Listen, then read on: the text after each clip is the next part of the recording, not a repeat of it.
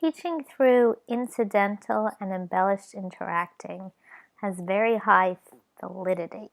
So what is being learned is totally related to the normal learning by the child in the situational context in which the teaching is occurring. So incidental interacting, babies and young children, they are like sponges for incidental learning, and adults who are interested in children are teaching them every time they interact with them, whether they're aware of it or not.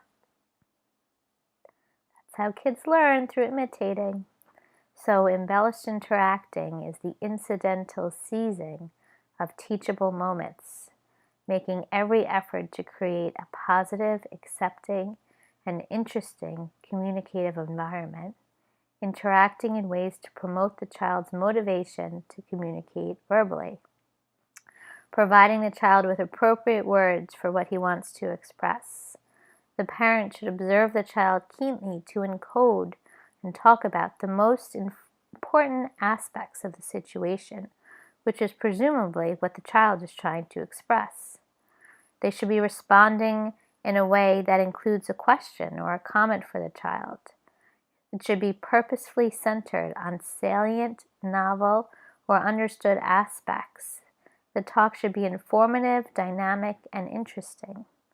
You want to provide words to describe what the child is likely to think is the most important or interesting aspect of the situation. Provide expansions and extensions. Use various kinds of multiple example techniques. Purposely set up the environment so that the target is likely to be used, hiding some objects.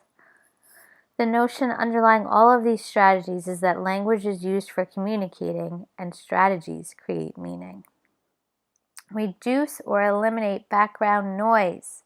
Background noise is awful for children, and children with hearing loss especially. Get down on the child's level. Place yourself beside or behind the child, near the microphone of your equipment. Talk and expect the child to understand, even when he or she is not watching your face. Keep the child's visual attention on the toys or the objects in front of you.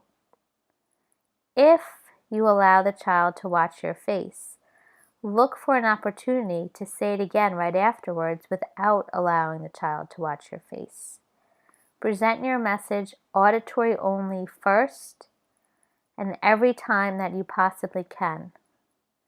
Remember that by using these strategies, you are helping the child gain confidence in his or her ability to understand based on listening alone.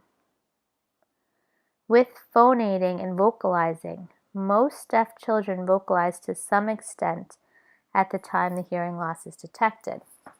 The task of the parents and you are to encourage an abundance of vocalizations with consistently positively responding to them, by smiling, by looking interested in their vocalizations, moving closer to the child, and imitating the child's vocalization. Even if the child's unaware that they're making sounds auditorily, they're still stimulating themselves in their mouths, and you want to encourage that. So the child will be encouraged to vocalize by your reaction. Also, if a child used to hear and imitate a particular sound and is suddenly unable to, that is a sign that something's wrong with the equipment. Get it checked out by the audiologist. Imitate mouth movements, sticking out the tongue, sending kisses. Imitate hand motion and facial expressions. Play an imitative turn-taking game like kissing a doll. Start to build specific speech sounds into the play. Vary the length of the sounds and the intonation and the loudness. Promote sound toy associations, so consistent sounds, word for each toys, and those activities.